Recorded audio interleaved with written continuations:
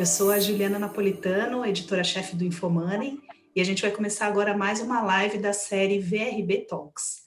O convidado hoje é o Alexandre Rezende, que é sócio fundador da Oceana, uma gestora especializada em ações. E para entrevistá-lo junto comigo, eu tenho aqui o Thiago Fernandes, que é CEO do VRB, Luciano Tello, responsável pela XP Advisory, e o Roberto Teixeira, que é responsável pela XP Seguros. Então, para começar, eu queria chamar o Thiago, ele vai falar um pouco sobre a série VRB Talks e também sobre o VRB. Thiago, tudo bem? Boa noite. Juliana, obrigado pela introdução, obrigado a você pela audiência. A gente está indo já para a 6ª edição do VRB Talks, já são mais de 30 mil visualizações, um sucesso absoluto.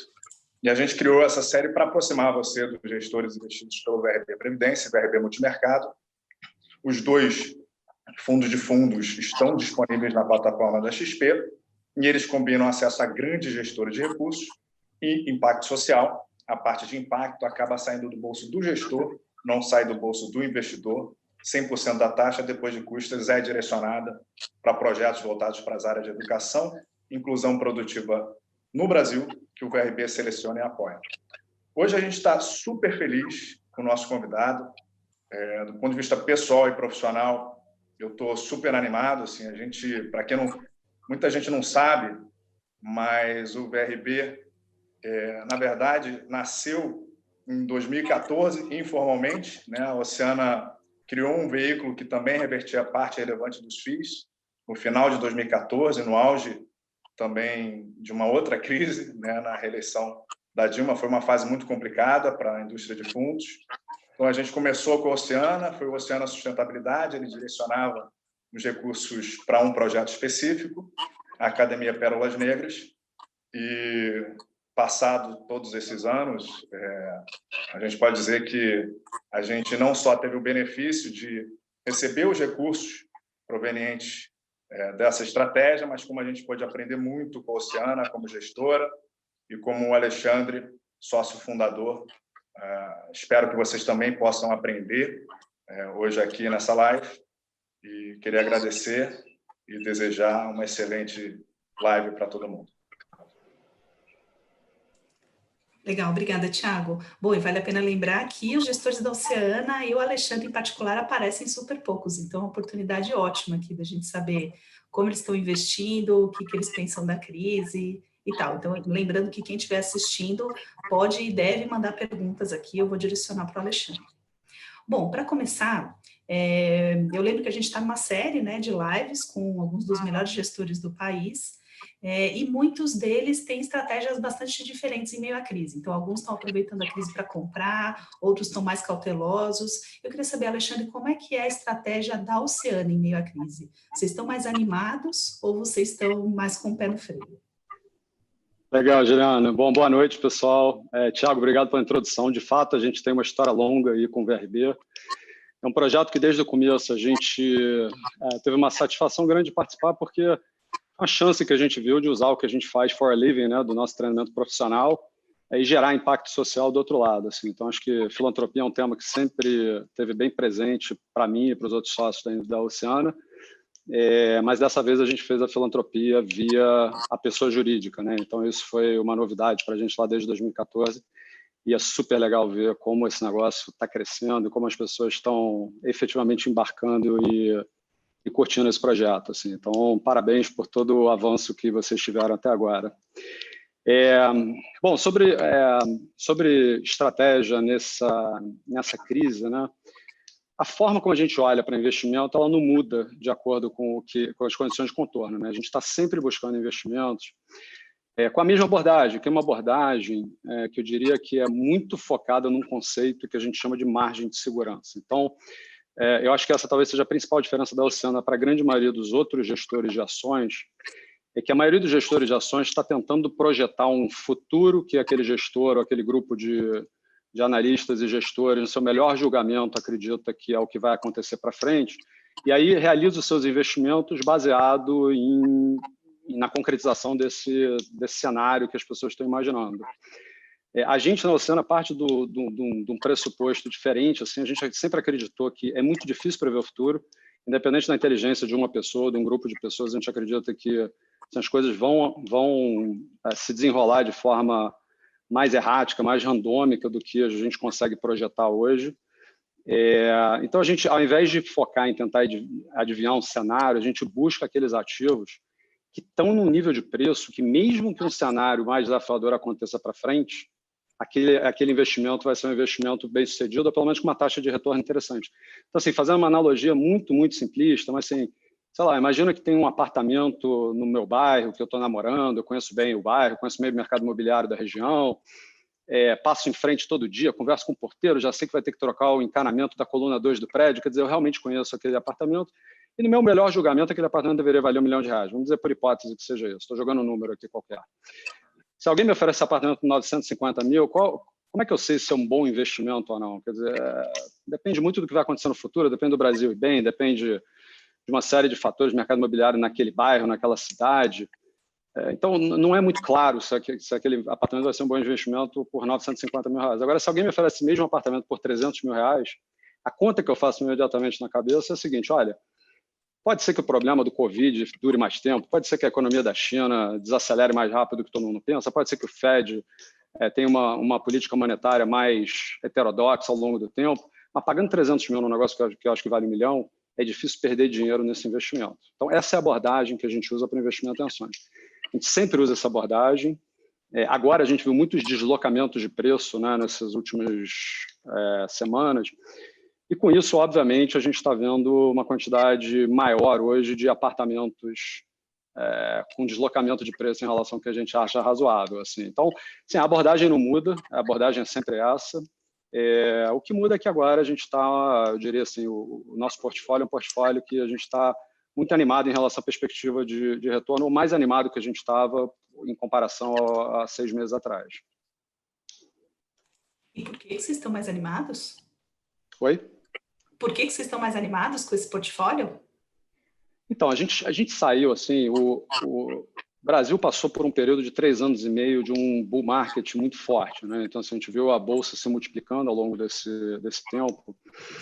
E, de forma geral, assim, depois de 3 anos e meio de ativos subindo, você não via mais grandes barganhas na Bolsa Brasileira no final do ano passado. Inclusive, a gente escreveu uma carta de gestão na virada do ano, de 19 para 20, e até alguns investidores nossos falaram que foi uma carta que acabou sendo meio profética. Óbvio que a gente não tinha a menor ideia que viria a Covid, etc., mas foi uma carta que, fundamentalmente, a gente falou sobre riscos. E naquele momento a gente identificou alguns setores que a gente achava que estavam fora de preço para cima, que as coisas estavam caras demais, setores que estavam na moda, e por isso o preço das ações não ofereciam margem de segurança alguma para o investimento. No entanto, né, olhando para o que era o final do ano passado, a gente viu uma série de ativos na Bolsa Brasileira que a gente via ali retornos em cenários conservadores ali de inflação mais 7, inflação mais 8, o que são retornos interessantes se comparado com o CDI, se você carrega um ativo que vai te dar inflação mais 8 ao ano ao longo de 10 anos, ou CDI ao longo de 10 anos, que são ativos bons. Mas a gente não via nenhum ativo que poderia dobrar de valor na Bolsa Brasileira no final do ano passado, sem aquilo ser necessariamente um overshooting no preço. Com os deslocamentos que a gente viu recentemente, hoje a gente vê uma quantidade razoável de ativos com retornos de inflação mais 12, 13, 14, ou seja, esses são ao ano, né? Então, esses são aqueles ativos que podem sim dobrar de preço as ações daquelas companhias sem isso necessariamente ser um overshooting. Então, a gente saiu de uma bolsa que não era barata para uma bolsa, e eu nem gosto muito de falar de bolsa, né? Porque na verdade são ativos individuais que compõem aquela cesta, mas assim, hoje não faltam ativos com qualidade excepcional e com retornos implícitos muito elevados para o investidor. Então, essa foi a mudança fundamental que a gente viu, obviamente, por conta de queda de preços, né? Legal. Luciano, você tem uma pergunta para fazer? Eu queria até explorar um pouco mais esse conceito de vocês. Quer dizer, a última carta de vocês do ano passado realmente foi bem interessante. Vocês exploraram alguns setores e avaliação de risco. Tem alguns conceitos muito interessantes ali que eu acho que o investidor teria interesse em aprofundar. Primeiro, vocês diferenciam volatilidade de risco, né? E aplicam o conceito de ter perda permanente de capital, que é o que vocês tentam evitar, através dessa compra com desconto de margem de segurança, né? Agora mudou muita coisa no cenário para frente. E tinha alguns setores que vocês apontaram na última carta que eram setores interessantes, mas que tinham dinâmicas curiosas. Um exemplo que eu trago aqui é o e-commerce, né? Que a gente está hoje, depois da quarentena, todo mundo achando que é interessante e todo mundo com um consenso de mercado interessado em comprar. vocês já apontavam isso lá atrás como um setor interessante, né? E apontando algumas peculiaridades, sendo que nos Estados Unidos tinha um player mais importante, na Ásia também, e no Brasil tinham vários que dividiam isso. Então, se você pudesse explorar um pouquinho esse tipo de visão, quer dizer, como é que você aplica no e-commerce, que é uma tendência que todo mundo agora descobriu, e que no Brasil tem algumas condições específicas nesse conceito de vocês de margem de segurança, de como investir nesse segmento. Tá. A nossa visão é uma visão de que o e-commerce ele tem desafios no Brasil que são desafios diferentes e mais relevantes do que em mercados em que você tem grande concentração de mercado. Então, o que a gente vê hoje é que em mercados em que você tem 1 ou 2 ou 3 players dominantes, ou você pega os Estados Unidos, né? A Amazon tem um share enorme do e-commerce nos Estados Unidos, entre 40% e 50%, e aquele 40% e 50% que está com cara de virar 60% em algum momento, porque ano contra ano eles vão ganhando share. Você olha para a estrutura de comércio eletrônico na China, Alibaba mais JD dividem em torno de 65% do mercado. Então, assim, são estruturas concentradas em que essa concentração de mercado permite rentabilidade elevada para essas companhias. Aqui no Brasil, o grande desafio é que a gente tem hoje 4 players extremamente capitalizados, ou seja, são players que podem queimar caixa por muito tempo e continuarem vivos. E por fora a gente vê a Amazon correndo e tudo indica que a Amazon não está olhando para o Brasil como sendo um mercado secundário de entrar e sair como aconteceu na Índia, sim um mercado core para eles.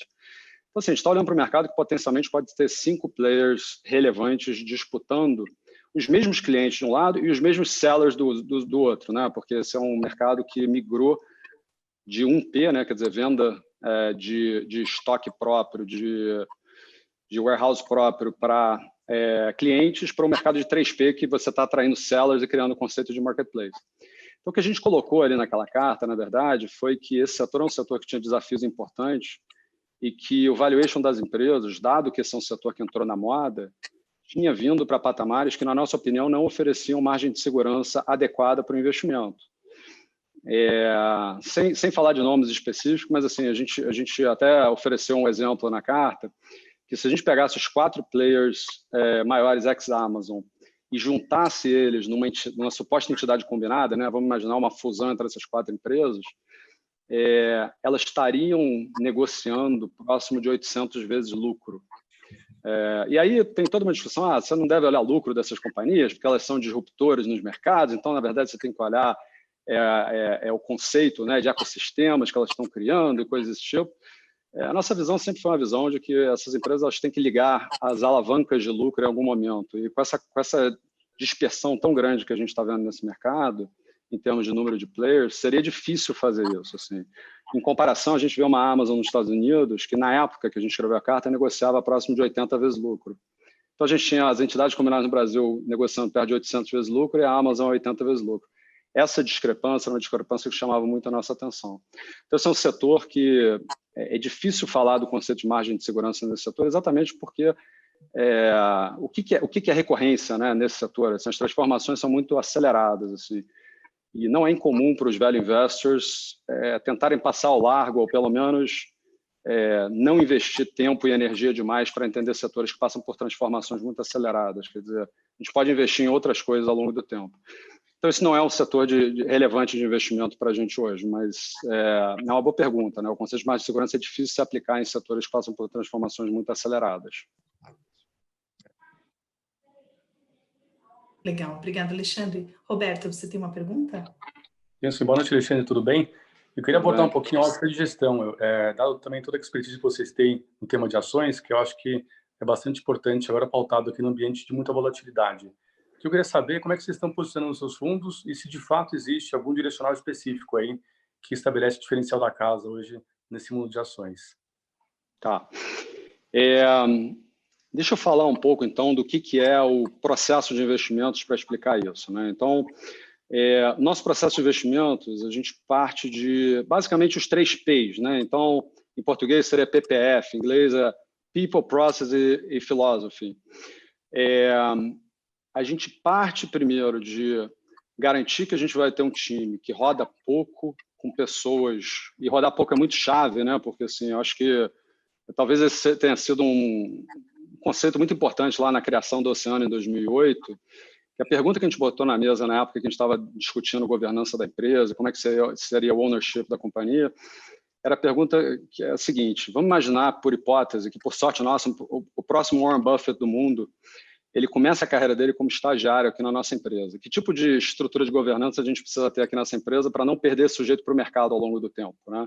O que você vê tipicamente são fundadores que gostam de se encastelar no equity da companhia e, eventualmente, tem aquele sujeito que entrou, sei lá, no ano 5 depois da fundação da empresa, e esse sujeito ele dificilmente consegue chegar numa posição societária equivalente à dos fundadores, aí esse sujeito sai, né? Então, a gente vê muitos casos na indústria, não só brasileira, mas no mundo inteiro, em que estruturas de hedge fund vão perdendo gente-chave ao longo do tempo. Então, o pilar de pessoas para a gente era muito importante, porque a gente não queria perder os nossos top performers ao longo do tempo, e so far so good, 12 anos depois, a gente ainda consegue dizer que a gente nunca perdeu uma pessoa para o mercado por conta de uma proposta melhor de um concorrente ou por conta de algum tipo de insatisfação com a forma como gerir a empresa. Então, a gente conseguiu montar um partnership meritocrático que segura muito bem, consegue reter os nossos top performers, as pessoas efetivamente têm ownership no negócio. Segundo ponto, processos. A nossa empresa, fundamentalmente, é uma empresa de engenheiros. Assim, dos 6 sócios, 5 são engenheiros, a gente tem um time de 21 pessoas, dos quais 14 são engenheiros, até o nosso responsável pela área comercial é um engenheiro. Assim. Então, o que a gente sempre fala é que assim, a gente parte de uma visão de mundo muito cartesiana. Assim, a gente precisa trazer hipóteses de investimento que sejam refutáveis. Quem trabalha com a gente descobre rápido que não tem muito espaço para achismo, né? Quer dizer, se você falar numa reunião, eu acho, e essa opinião não vier seguida de muita evidência empírica para dar suporte a essa posição, a pessoa vai passar vergonha 1, 2 vezes e depois aprende que para trazer uma opinião você tem que trazer.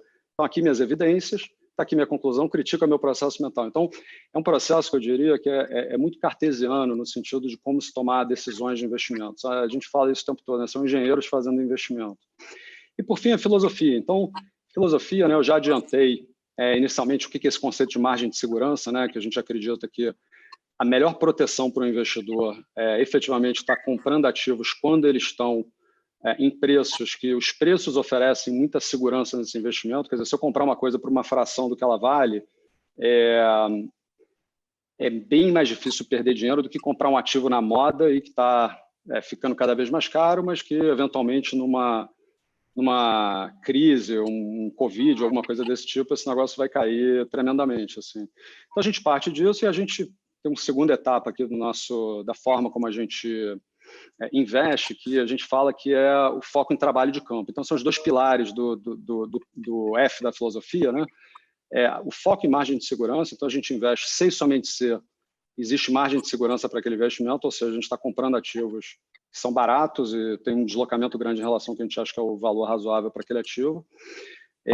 E segundo, trabalho de campo. Os nossos analistas, eles estão muito fora do escritório para efetivamente tentar entender essas companhias de capital aberto no Brasil e estar com o dedo no pulso dessas diferentes indústrias. Então, é muito comum a gente estar conversando com as companhias abertas, obviamente, né, assim, ao longo da nossa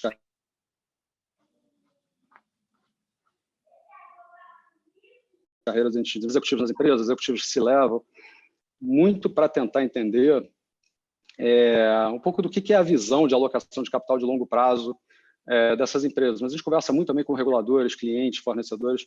É aquele trabalho muito minucioso de tentar montar o que é o quebra-cabeça de dinâmicas competitivas nos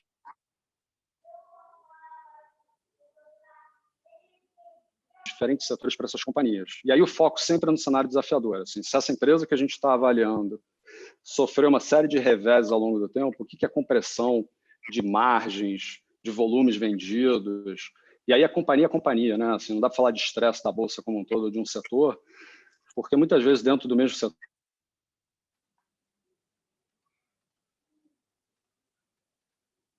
você tem não segura. Então, assim, a aplicação que a gente faz no processo de investimento é essa. Assim, são esses 3 P's em inglês, ou PPF em português, e uma aplicação muito disciplinada disso. Assim. Então, qualquer coisa que a gente está olhando, qualquer investimento que a gente está discutindo, como a gente já discutiu muito o cenário de estresse daquele ativo, né? Então, o que pode acontecer com essa empresa num cenário ruim, quando você tem esses movimentos mais bruscos, nessa volatilidade mais forte no mercado, a gente tem, eu não diria nem mais velocidade de execução, mas eu diria que a gente tem mais convicção de atuar sobre os preços. Velocidade também acaba sendo um fator, mas o mais importante é a convicção. porque a gente já está discutindo o que é um cenário difícil para aquela companhia específica. Há 5 anos, 10 anos a gente vem discutindo. Então, a gente já entendeu um pouco da dinâmica de um cenário de estresse, essa empresa gera caixa, ou ela entra num ciclo de alavancagem crescente. Então, essa é a forma como a gente está o tempo todo estruturando o nosso processo de investimentos.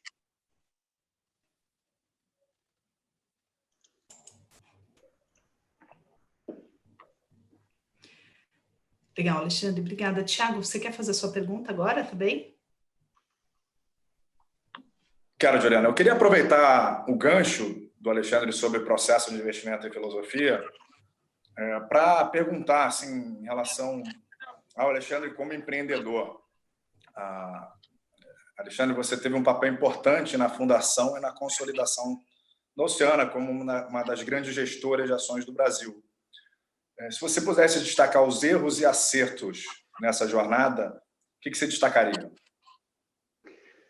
Foram muitos erros, alguns acertos. Foi uma jornada árdua, né? Assim, porque um fato interessante, o primeiro dia de vida da Oceana foi 1º de outubro de 2008.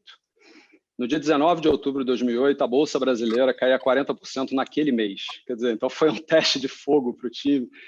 Eu diria que se qualquer um dos sócios ali naquele momento tivesse um projeto de fazer outra coisa da vida, aquela era a hora de fazer outra coisa da vida, assim, porque foi difícil. Assim, a gente nasceu num ambiente de crise muito forte, assim, isso foi um teste não só de convicções individuais, mas um teste de filosofia de investimentos também, assim, porque a forma como eu descrevi o nosso processo de investimentos e como a gente investe capital, ela não mudou ao longo do tempo, né? Ela sempre foi dessa forma. Então, e depois de 12 anos, né, tem uma vantagem de você fazer as coisas da mesma forma por muito tempo, porque depois de um tempo você não comete mais os erros que você cometia no passado. Então, assim, o começo foi um começo árduo, assim. Eu acho que uma coisa que sempre teve muito presente na nossa cabeça, que talvez tenha sido um acerto, é tentar imbuir o time todo do senso de responsabilidade em relação à gestão de dinheiro de terceiros, assim, porque eu acho que é razoavelmente fácil as pessoas começarem a olhar para aqueles números como números abstratos, né? Então, sei lá, a Oceana hoje gera 6,5 bi de reais. Então, você começa a olhar ali, vou fazer um investimento de 50 milhões aqui, 100 milhões aqui, e você começa a olhar aquele negócio ali de uma forma um pouco mais distante, né? Sem paixão, né?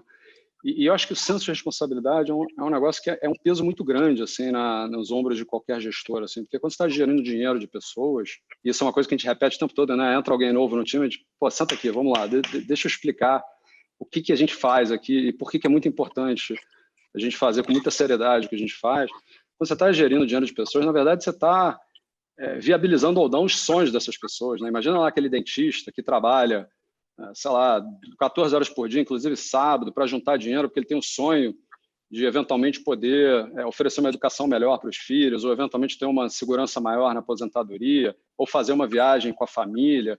E se esse dinheiro não for bem cuidado, o sonho simplesmente não vai se materializar. Assim, a gente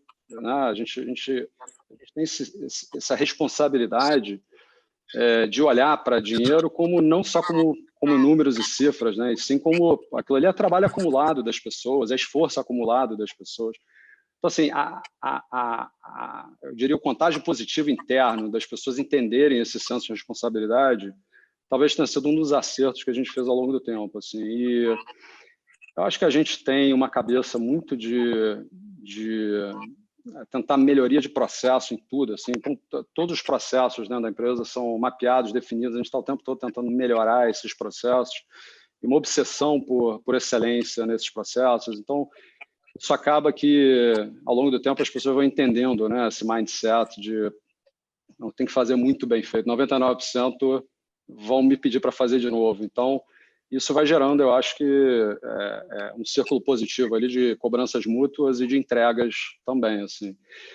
E erros, assim, eu diria que, além de que eu já comentei, né, eu acho que, assim, olhando em retrospecto,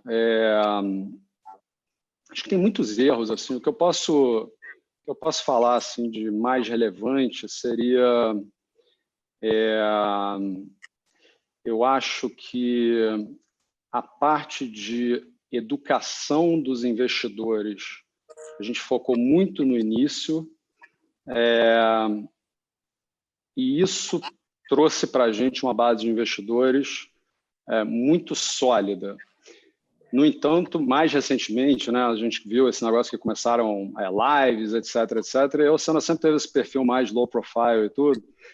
Então, uma discussão que a gente está tendo interna hoje é o quanto que a gente deveria estar falando um pouco mais sobre filosofia de investimentos e o que a gente faz e uma comunicação mais aberta com os investidores. Então, isso talvez é uma coisa que a gente está em discussão, assim, mas eu diria que foi uma jornada de 2 anos até agora que foi muito interessante, assim, muitos ups and downs no mercado brasileiro, né, e trouxe muitos ensinamentos também. Queria pegar uma carona no que você comentou aqui, quer dizer, tanto no ponto de vista de empreendedor, né, quanto do ponto de vista de educação financeira e base de investidores, né? Tem uma dificuldade muito grande quando você é gestor de saber o tamanho dos fundos, quer dizer, qual é a hora de fechar um fundo e deixar a capacidade restrita e qual é a hora de abrir, né? E é uma tentação, porque você quer ter um valor maior para ter mais gente na equipe, para ter um trabalho mais abrangente. Por outro lado, você não pode perder sua capacidade de atuar nesses mercados, né? E o mercado brasileiro oferece algumas limitações em termos de tamanho, às vezes, que não dá para replicar a estratégia. Então, acho que dentro do que você já falou, da base de investidores que vocês tiveram cuidado de selecionar, como é que você coloca isso no gerenciamento da capacidade ao longo do tempo, né? Que agora a gente está num outro momento de bolsa, né? Mas vocês têm alguma experiência de ter gerenciado essa capacidade? Como é que foi isso? Eu diria que a gente foi sempre muito conservador com isso, né? Assim, a nossa visão é que existe um valor muito grande na capacidade de se rotacionar posições dentro do portfólio, né? Então, imagina que tem ali uma empresa que a gente conhece, a gente acha que é um investimento interessante, a gente gosta daquele investimento, mas por qualquer motivo que seja, ou por conta de uma crise naquele setor específico, ou na bolsa como um todo, existe um deslocamento de preço e aí uma coisa mais interessante do que a gente tem no nosso portfólio aparece, né? Então, a habilidade de você rotacionar, quer dizer, sair daquilo que você gosta para uma coisa melhor ainda que apareceu, é uma coisa que a gente sempre deu muito valor, assim.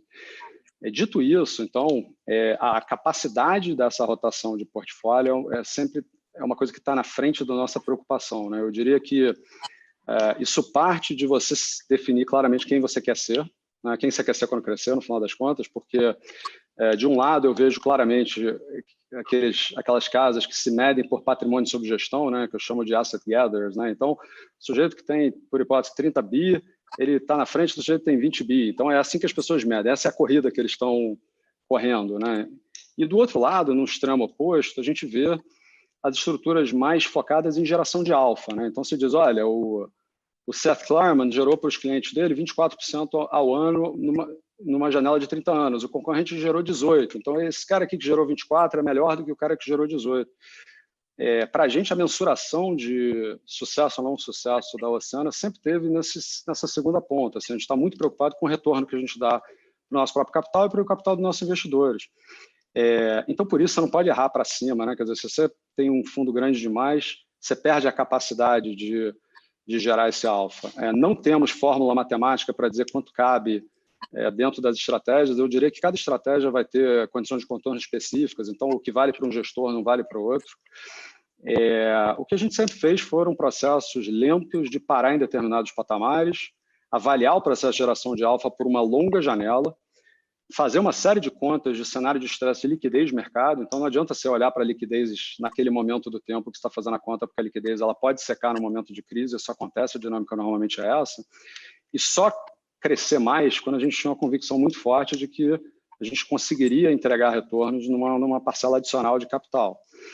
Então, você vê, a nossa curva de crescimento ela foi diferente de muitos outros gestores no Brasil, né? Aqui no Brasil, a gente viu muitos gestores que cresceram talvez um pouco mais rápido, para tamanhos maiores do que a Oceana, e a gente não se mede dessa forma, assim. Então, a gente parou, hoje a gente tem 6,5 bi, né? A gente parou em 4,5 bi e ficou quase 2 anos parado em 4,5 bi, avaliando se aquele tamanho era um tamanho adequado para a gente gerar retorno, e depois a gente crescer um pouquinho mais. Então, eu diria que é um processo muito de stop and go, com a preocupação de não errar para mais nunca. O erro para mais ele é muito custoso para um gestor, qualquer gestor, né? Porque aí você tem mais capital que você consegue alocar de forma eficiente, os retornos pioram, o cliente fica chateado e sai. Acontece a pior coisa, né? Porque um cliente que sai sem ganhar dinheiro é uma frustração grande para a gente, porque voltando lá no que eu falei, o sonho daquela pessoa, né, que investiu dinheiro ali e saiu perdendo dinheiro, é horrível isso para o cliente e é horrível para a gente. Então, assim, a conta é uma conta de tentativa, não é uma conta objetiva cartesiana. Legal.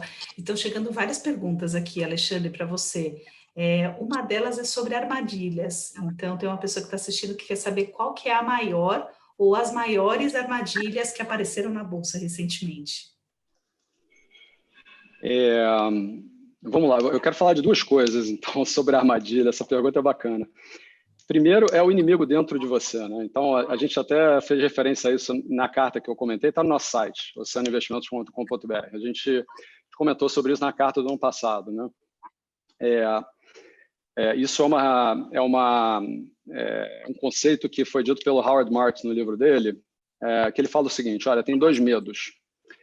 O primeiro é um medo bom, é o medo de se perder dinheiro. Quando a pessoa tem um medo de perder dinheiro, ela torna-se mais diligente, ela estuda mais, ela vai pesquisar melhor, porque ela só vai fazer aquela alocação quando ela tiver muita convicção de que aquele investimento faz sentido, que tem as proteções necessárias e as perspectivas interessantes.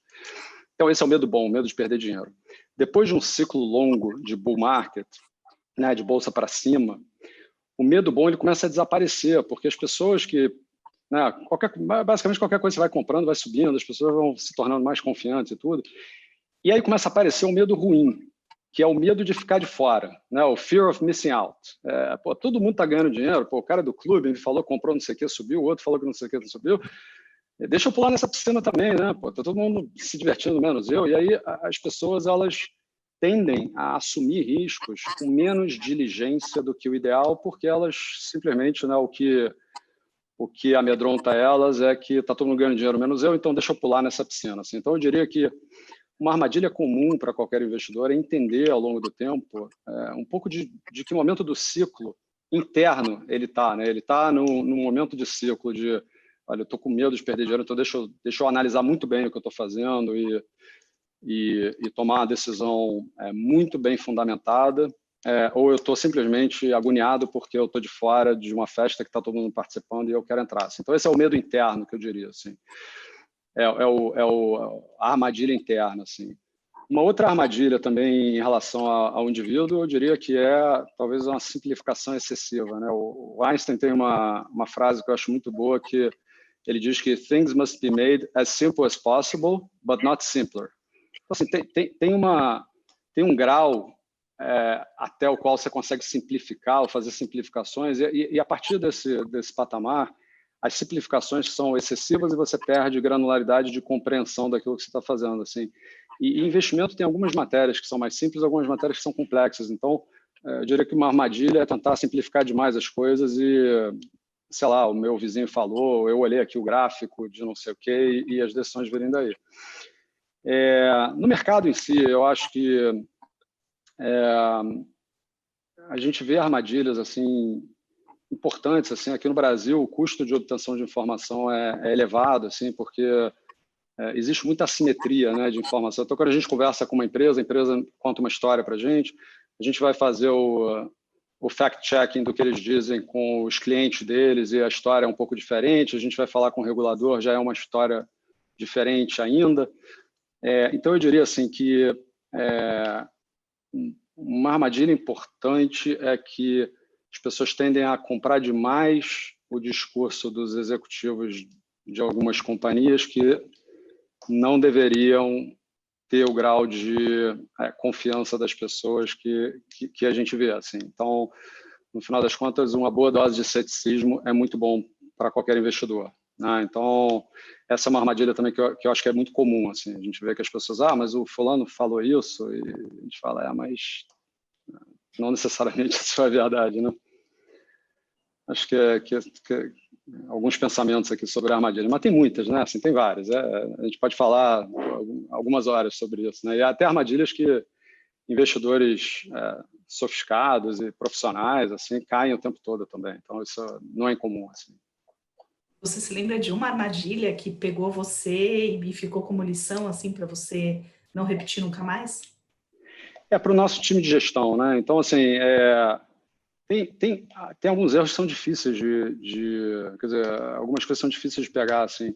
muitas vezes a discussão de alocação de capital das companhias é uma discussão difícil, assim, porque às vezes a gente vê empresas que estão fazendo projetos de investimentos que a gente acha que não fazem muito sentido, né? Então a gente vai olhar o que é retorno dos investimentos que aquela empresa está fazendo, o que seria o retorno se elas fizessem, por exemplo, uma recompra das próprias ações, e no final das contas, a nossa visão sobre o que deveria ser feito não casa com a visão do management, e a gente faz um investimento acreditando que o management vai ser racional e que vai executar o plano de maximização do retorno do acionista, mas, na verdade, tem um pouco de conflito de agente, ou muitas vezes o management está até bem intencionado, tem uma visão diferente sobre o que é ciclo de investimento.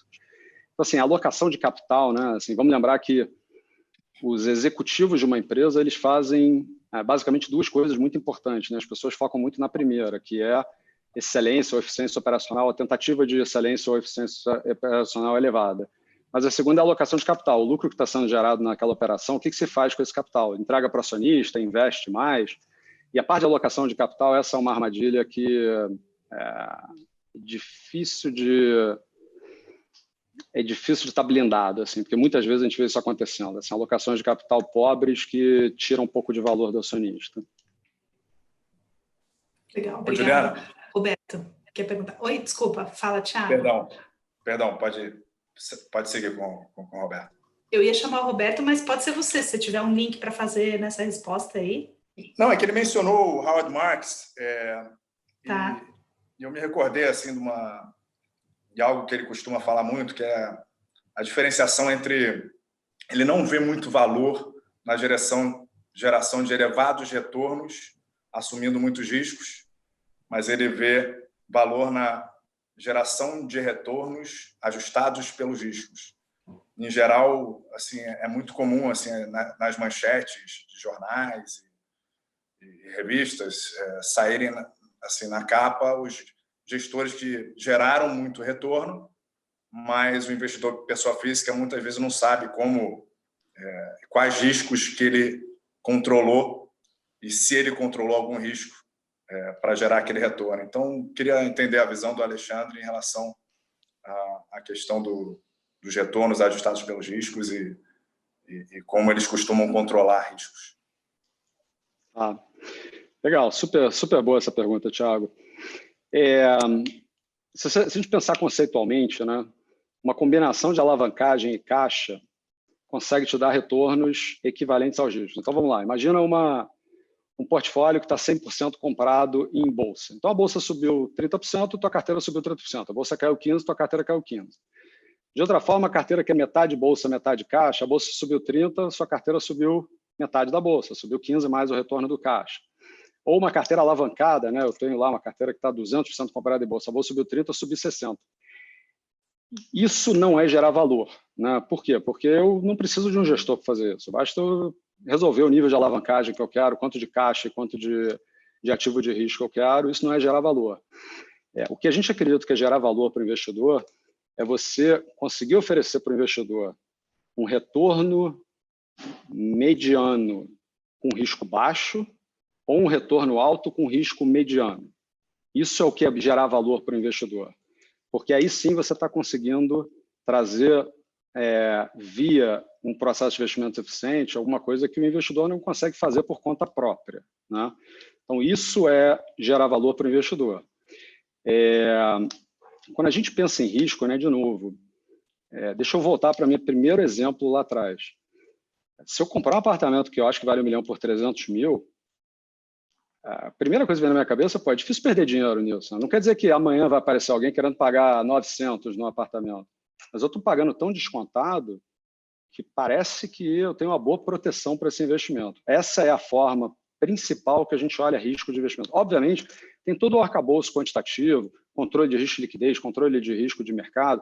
A gente usa muita coisa quantitativa, até pela natureza, eu acho, mais de cartesiana ali, né, de um monte de engenheiro trabalhando junto.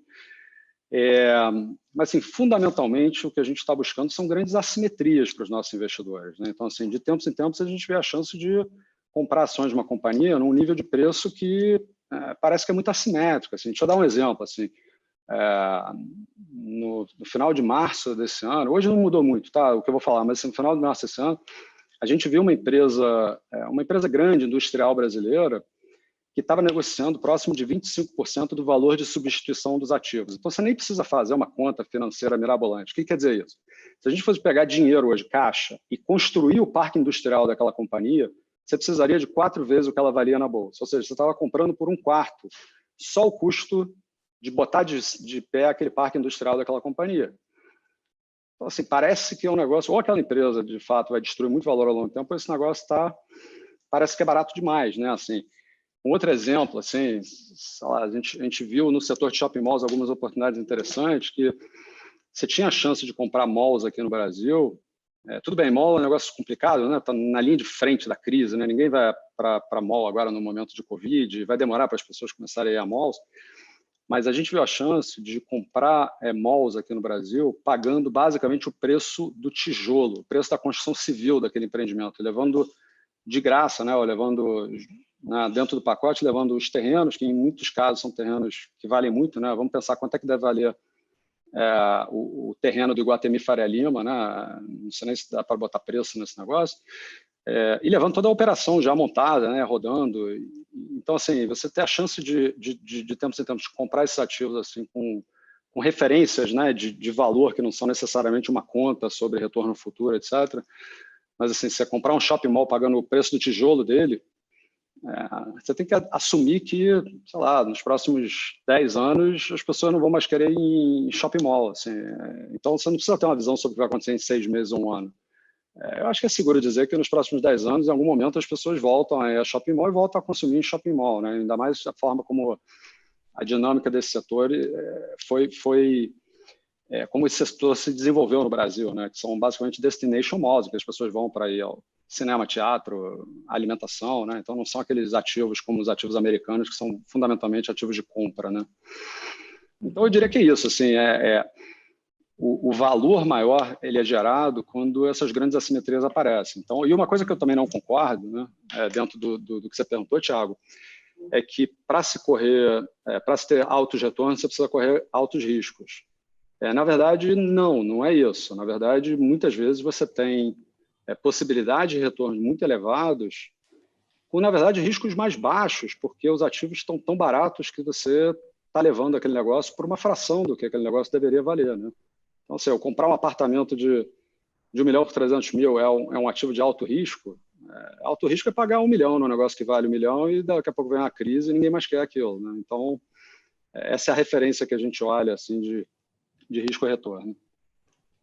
Legal. Antes de passar para o Roberto, eu só queria aproveitar e fazer um link aí nessa sua última resposta. E aproveitando um negócio que você falou lá atrás também, de que no começo do ano, entre 2019 e 2020, quer dizer, os preços da Bolsa estavam muito mais altos, então vocês não viam tantas oportunidades e isso mudou agora.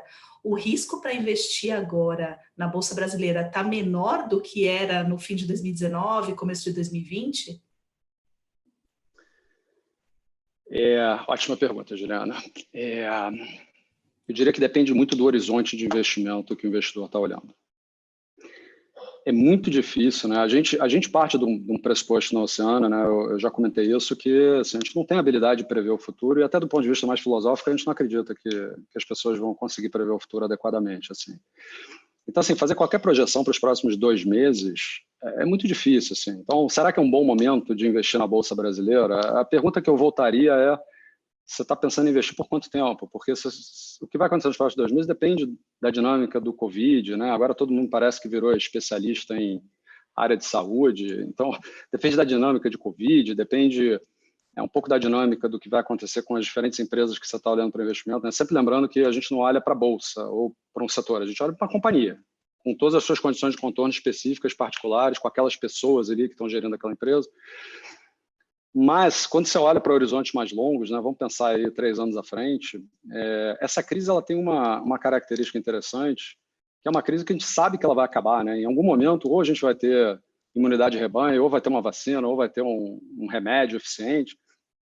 Em algum momento, a gente volta para a vida como ela sempre foi, né? Assim, é interessante que o ser humano tem uma tendência a perpetuar no tempo a situação presente dele, né? Então, hoje as pessoas estão em lockdown há tempo suficiente para acreditarem que isso é uma tendência de prazo muito longo, mas não vai ser um prazo tão longo assim, né? Não vai durar 10 anos esse negócio, não vai durar 5 anos. Então, assim, de forma geral, sim, para um horizonte de investimento mais longo, existem hoje oportunidades muito mais interessantes do que a gente via no final do ano passado. Isso é importante, né? No final do ano passado, como eu falei, não tinha ativo na Bolsa Brasileira que podia multiplicar por 2 o valor da ação sem ser overshooting. Hoje a gente vê uma série de ativos que assim, mesmo utilizando cenários muito, muito conservadores de evolução operacional para esses ativos, então imaginando que essas empresas elas vão ter dificuldade tremenda por 2 anos, são ativos que assim, os retornos implícitos para quem compra ação agora e carregar no tempo são muito elevados. Assim, aí sim são ativos que podem multiplicar por 2 o preço das ações sem isso necessariamente ser overshooting. Então, assim, investimento, na nossa visão, é uma disciplina absolutamente oportunística, né? Tem momentos em que o mercado oferece muitas oportunidades, tem momentos que tem poucas oportunidades. A gente criou o nosso flagship fund, o fundo onde o VRB tem um veículo, né? Que a gente ofereceu para os nossos investidores. É um fundo que se aproveita das oportunidades, quer dizer, ele é sensível ao ambiente de oportunidade, então quando tem muita oportunidade a gente tem uma exposição maior a ações dentro do fundo, quando as coisas estão caras a gente tem uma exposição menor, e o que aconteceu do final do ano para cá é que aumentou bem essa nossa exposição ao mercado acionário brasileiro por conta das oportunidades que surgiram. Então a gente está vendo agora, eu diria, com muito mais entusiasmo as empresas nos preços que elas estão hoje, do que elas estavam lá atrás. E lembrando que para um investimento ser bem sucedido, você não precisa necessariamente que a empresa seja fantástica, você só precisa que a empresa não performe tão mal, muitas vezes, como o mercado está precificando, né? Então o mercado tem um conjunto de expectativas que é terrível. Se ao invés de terrível for só ruim, você já tem potencialmente um bom retorno no seu investimento, né? Então, eu diria que sim, o maior termômetro disso é quanto cresceu a exposição a ações nos fundos e cresceu de maneira substancial. Legal. Perfeito. Roberto. Alexandre, eu tenho uma pergunta interessante para te fazer com relação um pouco à gestão, né? Vocês são uma casa de mais de 10 anos em ações, uma casa muito diferenciada, com um processo que você comentou muito robusto de filosofia de gestão, que obviamente traz esse retorno aí absoluto bastante consistente. Eu queria saber a motivação que vocês têm, na verdade, de fazer a gestão de patrimônio, mas com viés social também. Vocês têm um fundo importante, que é a Oceana Sustentabilidade, que eu acho que tem um posicionamento bastante interessante e casa muito com o VRB também. Eu queria saber um pouco dessa motivação que vocês têm. Tá. Boa pergunta. Isso, na verdade, eu acho que isso partiu muito dos sócios, né? Assim, acho que o tema de engajamento social e filantropia de forma mais ampla, assim, é um tema que a gente discute há muito tempo, assim, e eu acho que depende muito da visão de cada pessoa, assim, acho que não tem certo e errado, ninguém deveria se sentir compelido ou forçado, mas é muito uma questão de como você vê a sua responsabilidade individual versus o que é a responsabilidade do coletivo ou do governo, né? Assim, eu já ouvi a tese de algumas pessoas de que, olha, eu estou aqui, eu faço bem, eu trato bem as pessoas, eu pago meus impostos e o governo vai fazer lá a caridade, o Bolsa Família, os projetos de suporte que ele tiver que fazer e eu não preciso fazer isso. A nossa visão sempre foi uma visão diferente. Assim, eu acredito que eu nunca deleguei para o governo nada que fosse muito importante para mim. Então, assim, eu nunca quis delegar para o governo a educação dos meus filhos, saúde, né? E nenhum de nós, se não precisar muito, faz isso, né? Até segurança, né? Que teoricamente é um monopólio de força do Estado. Aqui no Brasil a gente conseguiu privatizar a segurança, né? Assim, segurança privada, etc, etc. Então, assim, eu acho que nenhuma pessoa que com bastante honestidade intelectual vai acreditar que o governo vai resolver problemas complexos que importam na sua vida. E eu acredito que os problemas sociais que a gente tem no Brasil, eles caem nessa mesma categoria. Assim. Eu acho que não dá para acreditar que o governo vai ter todas as... E aí o governo, estou falando de forma mais ampla, né? Qualquer esfera, mas se o governo, de forma geral, ele não vai ter todas as soluções, não vai conseguir resolver todos os problemas, e aí os indivíduos têm que escolher se eles querem fazer parte da solução ou não. É uma escolha individual. No nosso caso, a gente sempre achou que sim, que a gente deveria tentar fazer parte da solução de qualquer forma que a gente pudesse. Esse negócio tem um pouco de... diria de altruísta, mas tem muito de retorno pessoal também, assim, ao longo dos últimos anos eu convivi com muita gente nesse terceiro setor, mais ligado à filantropia, e são pessoas incríveis, assim. No final das contas, eu curto mais as conversas e as interações com essas pessoas do que com o pessoal mais tradicional, mercado financeiro, etc. Então assim, é um negócio que para a gente é super bacana, assim, a gente ajudou a nascer lá no começo, né? A gente estava muito no comecinho lá do projeto VRB, e tem um caráter também de educar também, né? A próxima geração da Oceana, para essas pessoas terem esse olhar assim de mais cuidado, né? Sobre o que é importante para a gente, sobre a sociedade, assim. Acho que hoje a gente também está vivendo num mundo em que as pessoas se veem como muito independentes, né? Muito autônomas e sem muita dependência de terceiros, mas isso é uma falácia completa. A gente tem uma absoluta dependência das pessoas que estão em volta da gente, e se essas pessoas naufragarem, a gente como sociedade naufraga junto, assim. Então, acho que esse é um engajamento que é quase que obrigatório na nossa cabeça, assim. Mas, de novo, né, quer dizer, acho que cada pessoa deveria ter seu julgamento interno e ter suas paz de espírito conforme quer ter, assim. A gente acha que a gente deveria ajudar e que não dá para acreditar que o governo vai fazer isso, assim. Então, o que a gente puder fazer, a gente, ao longo do tempo, tem aumentado um pouco essas iniciativas para tentar melhorar assim, esse flagelo das pessoas no Brasil.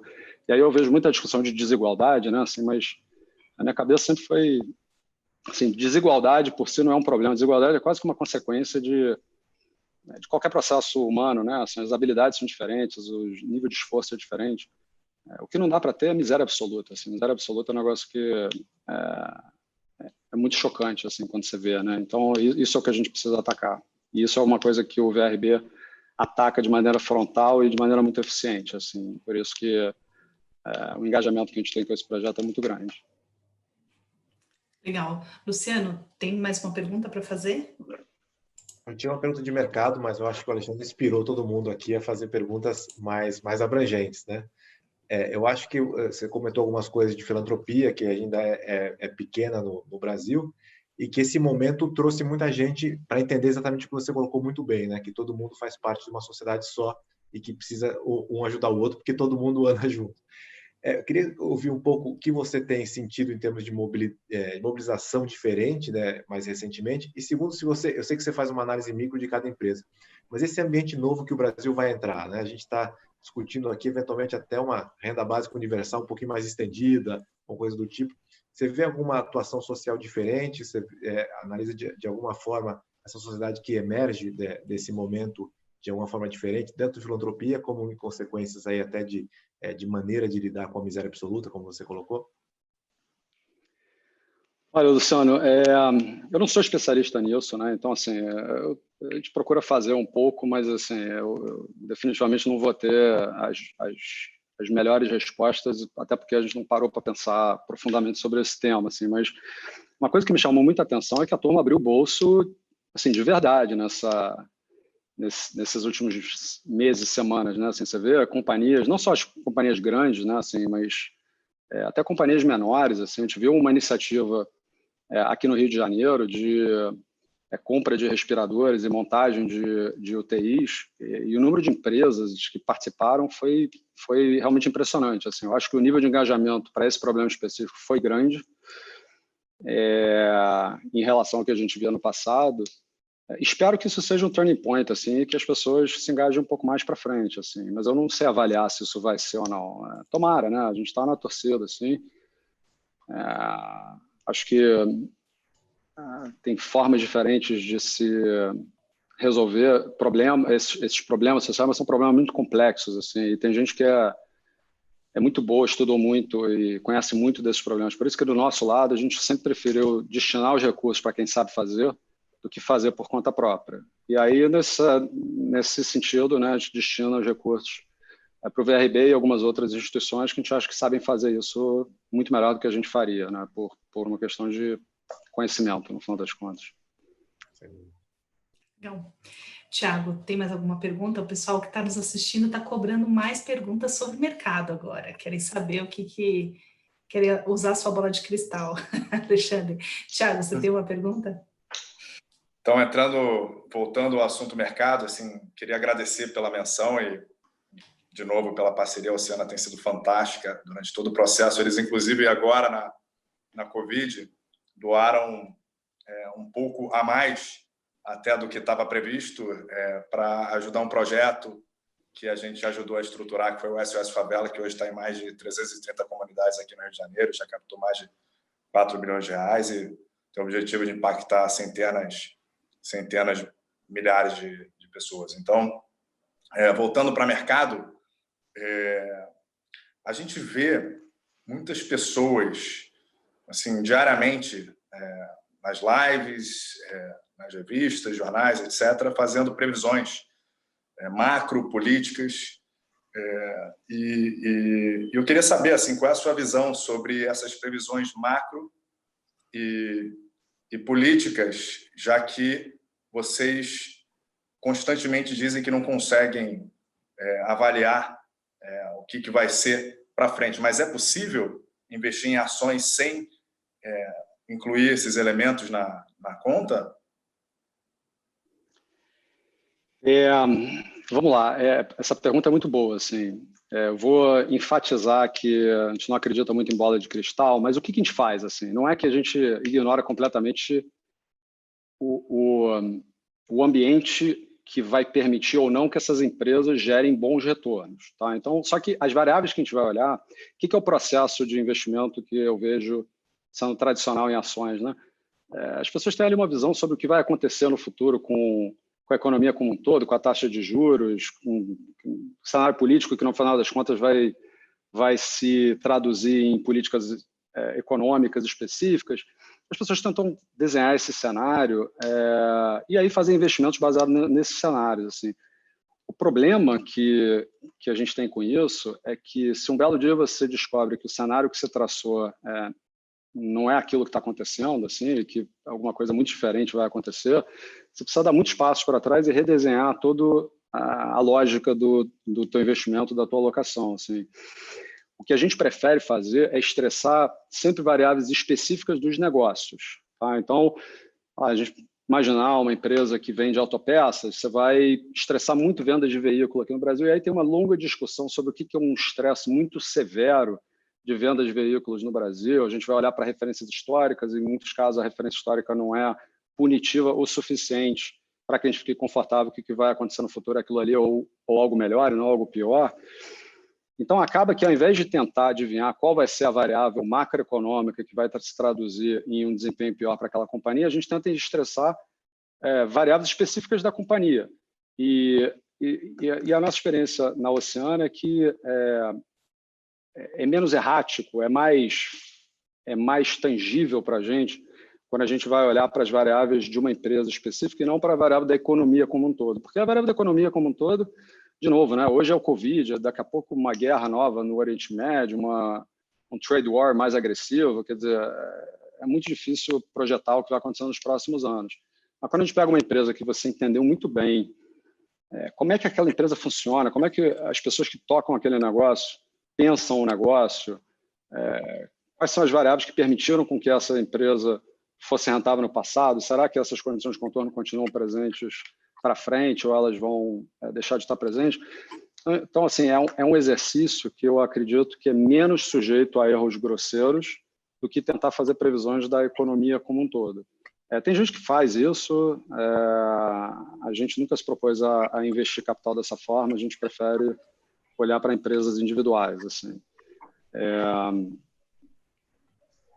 Mas é uma boa pergunta, Thiago. Eu acho que o pressuposto por trás da maioria das casas de investimento é uma capacidade razoável de se prever o futuro, ou pelo menos acertar mais que errar. Assim. E eu sou mais cético em relação a isso. Você sabe, né?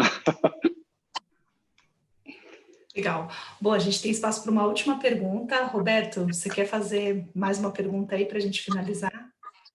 Perfeito. É uma provocação, na verdade, com relação ao futuro. Né? Você tem uma gestora que tem praticamente agora completa 12 anos, 2020, com histórico aí invejável em termos de solidez e também de histórico.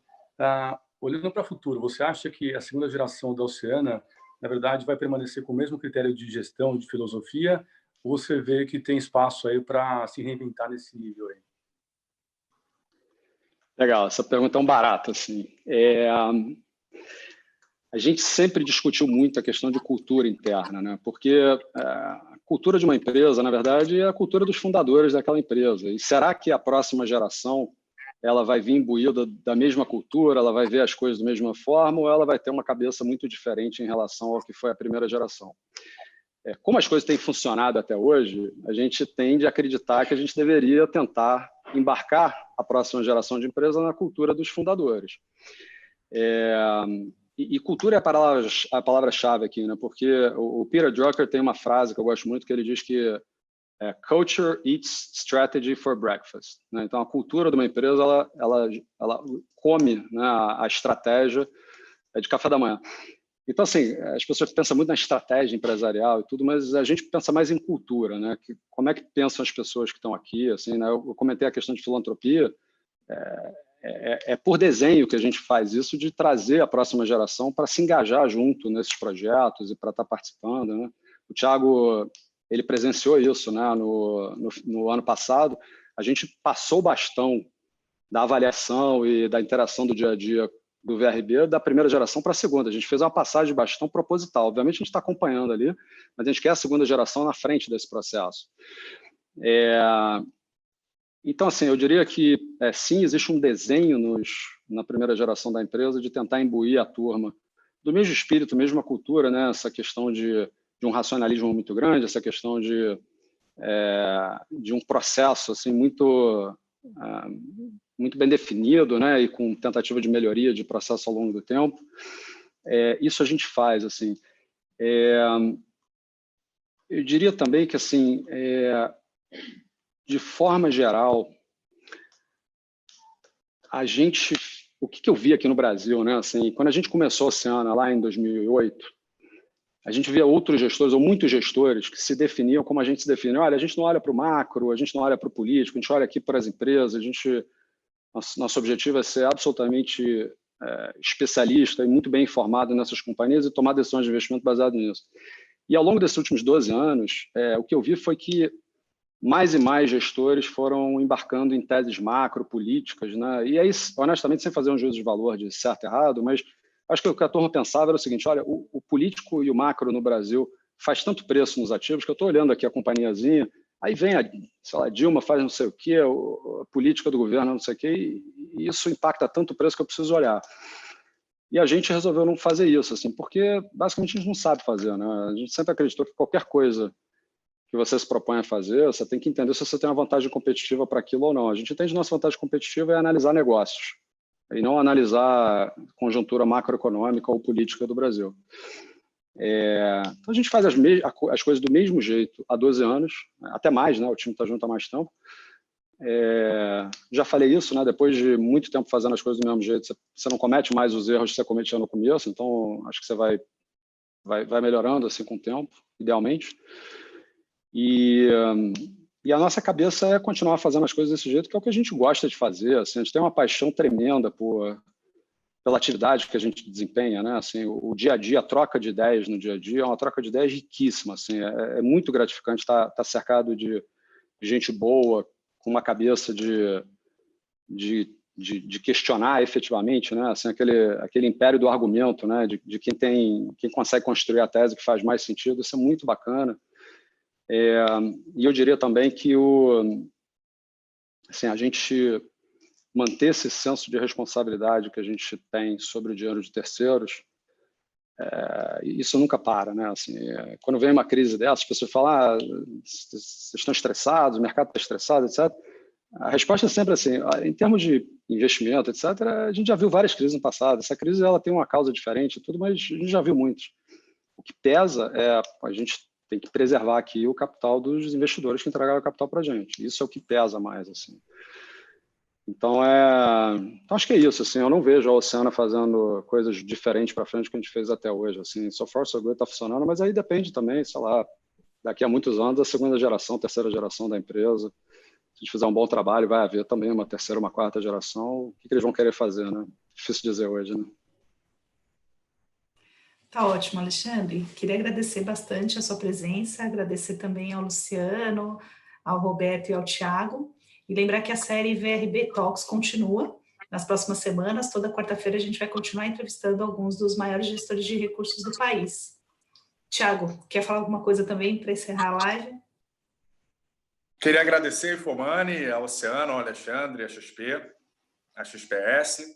Queria agradecer a você pela audiência, dizer que semana que vem a gente está de volta e referenciar o nosso site www.vrb.org.br. Lá você pode entender melhor a nossa proposta de valor. Muitíssimo obrigado, até semana que vem.